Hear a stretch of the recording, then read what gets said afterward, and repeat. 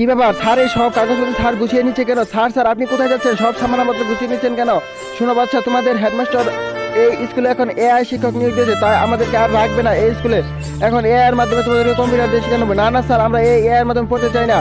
আচ্ছা স্যার, দেখেন এই যে এআই এর মাধ্যমে কিভাবে পড়ানো হয়। আরে বাবা, আগে তাড়াতাড়ি দেখাও, পরে তুমি কথা বলো। আচ্ছা স্যার, এই দেখেন এআই অনেক সুন্দরভাবে পড়াবে।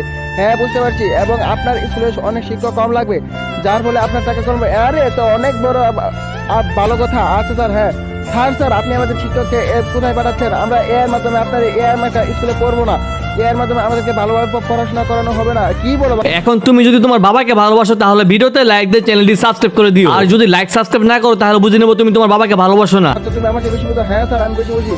আপনার এই এআই স্কুলে আমরা পড়বো না। যদি চান আমাদেরকে পড়াইতে চান তাহলে ওই স্যার নিয়োগ দেন, না হলে আমরা পড়বো না।